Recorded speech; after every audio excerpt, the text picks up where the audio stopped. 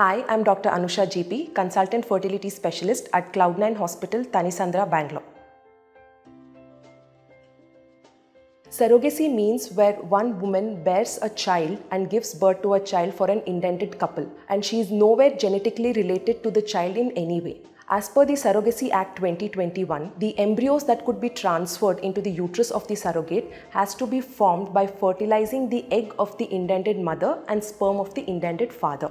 And surrogacy has to be altruistic in nature, which means surrogacy in which there is no expenses, fees, remuneration or monetary incentives of any nature, and only the medical expenses and other prescribed expenses can be covered for the surrogate mother. And the intended couple also have to get an insurance coverage for the surrogate mother for up to a period of 3 years. So who are those couples who can opt for surrogacy? Firstly, the couple have to be a married couple of Indian origin.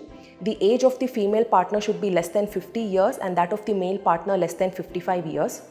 They should have a valid reason for surrogacy.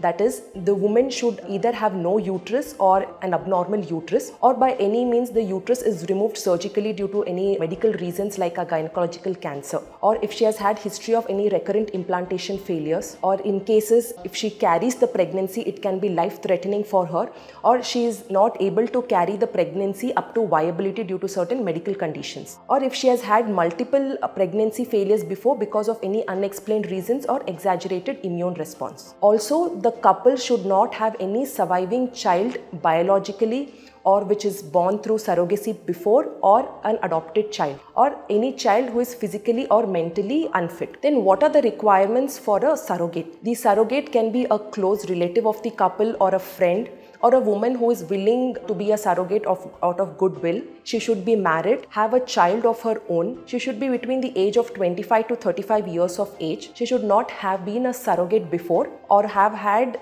3 attempts of surrogacy which has failed before, and she should not be genetically related to the child in any way, or she cannot give her gametes for the surrogacy, and she can be a surrogate only once in her lifetime.